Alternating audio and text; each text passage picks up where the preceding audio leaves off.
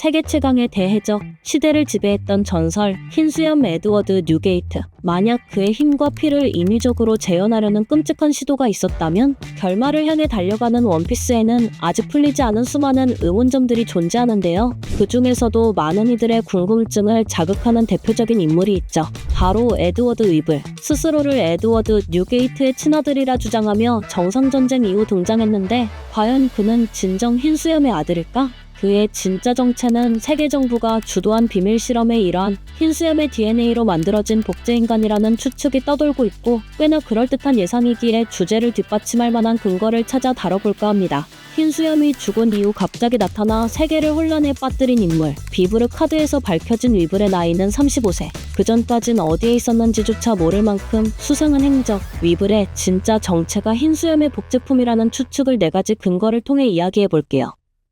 대표적인 흰수염의 특징은 초승달 모양의 수염, 노란 머리카락, 거대한 언얼도. 위블 또한 초승달 모양의 길고 뾰족한 흰색 수염과 노란색 머리카락을 물려받긴 했지만 어딘가 이질적인 모습이죠. 위블의 첫 등장 당시 많은 이들이 충격을 받은 이유는 단순히 위블이 가진 강함 때문만은 아니었습니다. 사왕, 흰수염의 친아들이라고 하기엔 어이없는 생김새, 모자란 지능이 문제였죠. 위블은 흰수염과 닮은 엄청난 키와 근육질 체형의 거대한 몸집을 가지곤 있지만 조금만 더 세밀히 살펴보면 흰수염이 가진 아주 몇 가지 특징을 제외한다면 어색하고 인위적인 느낌이 한 트럭이에요. 흰수염의 외형이 균형 잡힌 비율과 당당한 인상을 주는 반면 위블의 얼굴은 극도로 비대칭적이며 수염의 형태 역시 다소 비정상적이고 과장되어 있습니다. 또한 프랑켄슈타인처럼 곳곳에 바늘 자국이 나 있는 모습, 위블의 표정은 비정상적으로 공허하며 마치 인공적으로 만들어진 존재처럼 생기 없는 흐릿한 눈빛. 인간이 아닌 전혀 다른 생명체를 보는 듯한 기괴함이 느껴지죠.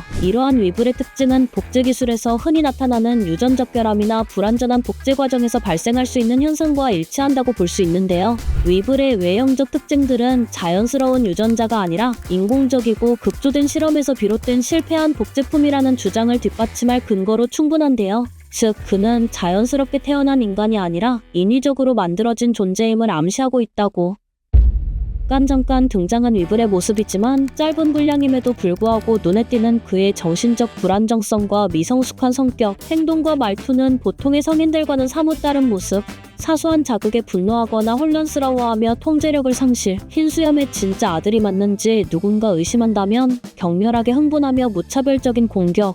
이 같은 정서적 불안감은 실패한 복제품의 무언가를 그대로 담아낸 듯한 모습입니다. 위블의 모습을 제외하고 대사만 봤을 때 정서적 발달이 제대로 이루어지지 않은 어린아이에 더 가까운 존재로, 이는 매우 중요한 단서로서 이 또한 복제 실험 과정에서 흔히 나타나는 특성 중 하나로 볼 수 있는데요. 강력한 전투 능력을 갖고 있는 위블이지만 스스로의 판단력은 거의 존재하지 않은 어린아이의 모습. 무엇을 해야 할지, 누구를 공격해야 할지를 결정하지 못하며 늘 그의 어머니 미스 버킨의 지시를 절대적으로 따릅니다. 이는 단순히 모자 간의 관계가 아니라 명백하게 조종자와 피조물 간의 지배적인 관계에 가깝다고 생각하는데요. 세계관에서 복제 인간 기술은 이미 다수 등장한 바 있죠. 대표적인 예가 바로 베가펑크가 만든 세라핌. 신체적 능력은 완벽하지만 정서적 측면에서는 미성숙하거나 제한적인 모습이 두드러지며 조금씩 원래 DNA가 가진 특징을 찾아가는 듯한 모습이 나타나죠. 위블과 세라핌 사이의 이러한 공통점은 우연이 아닐 가능성이 높습니다. 에드워드 위블이 실패한 흰수염의 초기형 복제품으로 감정이나 이성을 담당하는 뇌 영역의 발달이 제대로 이루어지지 않은 불완전한 존재, 흰수염의 세라핌설에 대한 근거로 충분하다고 생각합니다.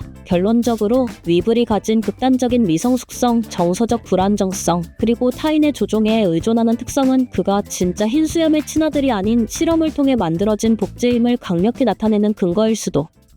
오랜 시간 동안 세계 정부는 해적들의 위협을 통제하기 위해 비밀스럽고 위험한 프로젝트를 진행해왔습니다. 그중 대표적인 것이 바로 파시피스타 프로젝트. 칠무의 쿠마를 기반으로 만들어진 파시피스타는 해적 퇴치를 넘어서는 사이보그 병기로 세계 정부가 복제 기술을 전력화해 통제 가능한 병력을 양성하려 했다는 명확한 증거 중 하나로 등장하죠.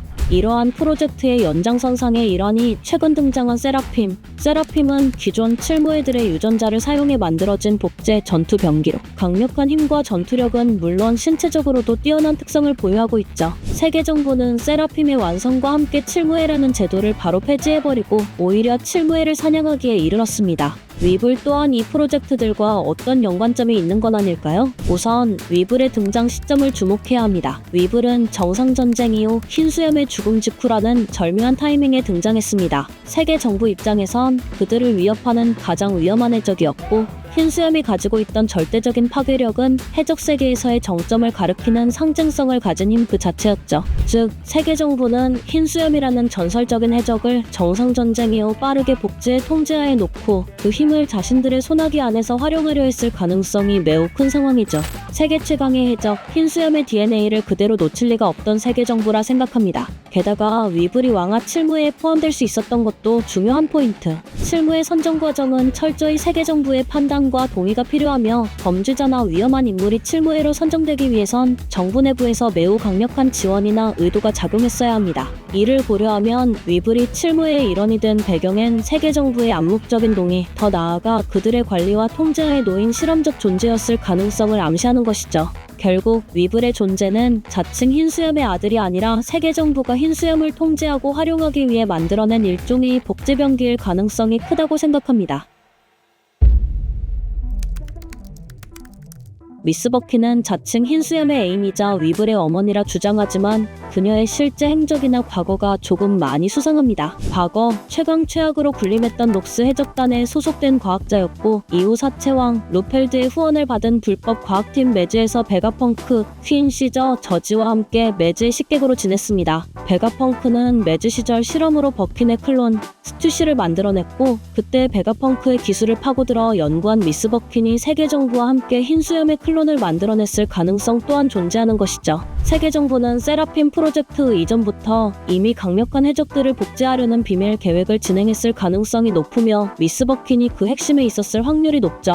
위블은 파시피스타 세라핌에 이은 세계 정부의 복제 프로젝트 중 하나였으며, 미스 버킨이라는 인물이 그 배후에 깊숙이 얽혀있을 가능성이 굉장히 높아요. 제 생각엔 결론적으로 위블은 실패한 세라핌의 1호, 버킨은 위블을 창조한 자칭 과학자로서 매즈의 주요 멤버가 아닌 식객이라는 다소 낮았던 위치, 즉 버킨의 낮은 과학력으로 만들어낸 완벽한 실패작. 정상 전쟁 이후 흰수염의 유전자를 확보하고 이를 이용해 인공적으로 위블을 탄생시키려 했지만 실패. 이러한 논리적 연결은 위블을 바라보는 오리의 시각을 완전히 뒤집어 놓습니다. 위블은 결국 버킨이 만든 흰수염을 닮은 괴물일지도 모르죠. 결국 에드워드 위블은 세계 정부와 미스 버킨이 만들어낸 인공의 괴물 세라핌의 초창기 실험일 가능성이 크다고 봅니다. 정리하면 위블의 외형적 구조와 인공적 특징, 정신적 미성숙성, 미스 버킨의 의심스러운 배경, 그리고 세계 정부의 복제 기술 존재와 사용 목적까지, 이 모든 증거들이 에드워드 위블은 흰수염의 세라핌이다라는 가설을 강력하게 뒷받침할 수 있는데요.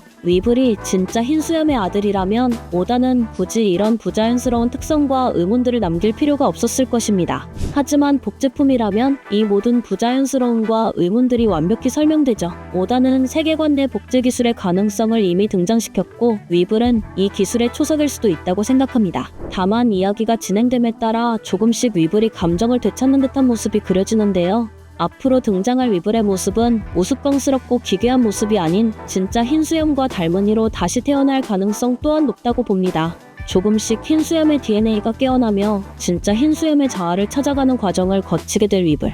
여러분은 어떻게 생각하시나요? 위블은 진짜 흰수염의 피를 물려받은 존재일까요? 아니면 그저 인공적으로 만들어진 괴물일까요?